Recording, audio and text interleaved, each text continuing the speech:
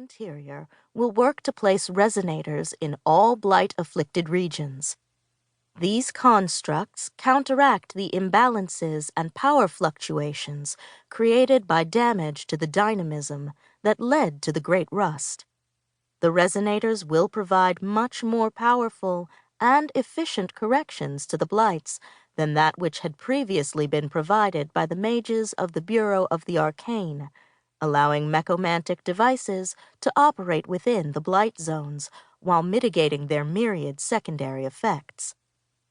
As many Americans are aware, those living within blight zones have reported a host of troubling phenomena over time: strange weather patterns, increased rates of sickness, nausea, and malaise, and, in some cases, the mysterious formation of creatures colloquially referred to as blight beasts.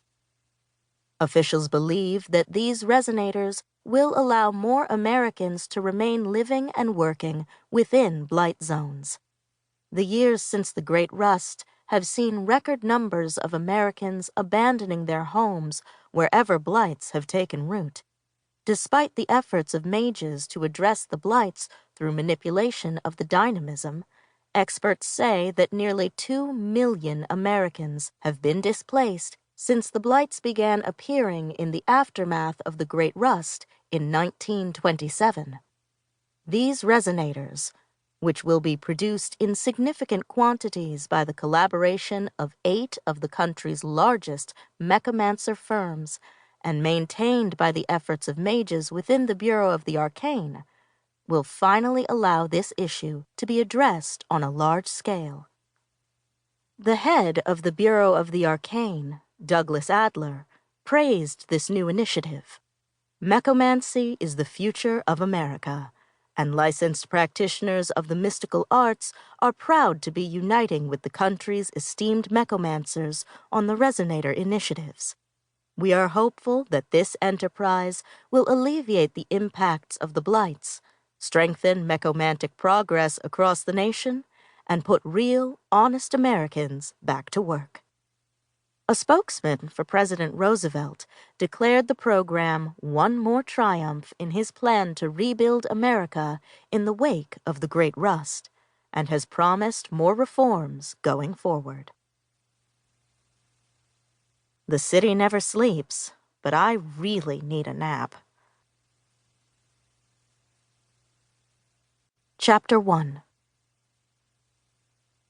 I'm not looking for any trouble. I never am. But somehow, I keep finding it anyway. Or maybe it finds me.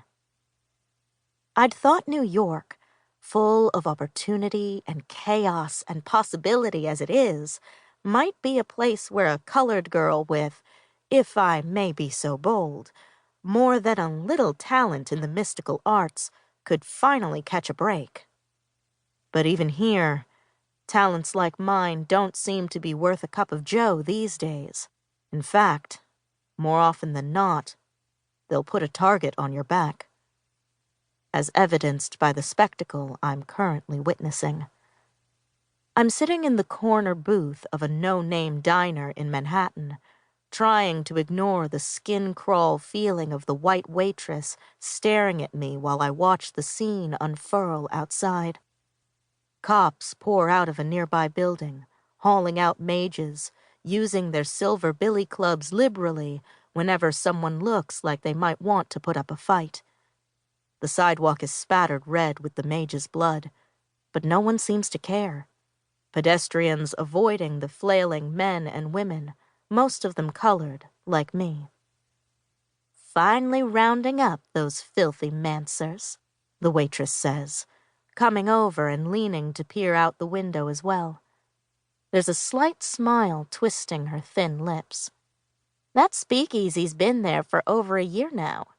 I'd been starting to think the coppers would never break it up, you know? Yes. Can I get a refill? I say, pointing to my empty cup. The carafe is in her hand, but she still sighs as she pours half a mug's worth of the oily brew they're calling coffee. It's not good, but at least it's real.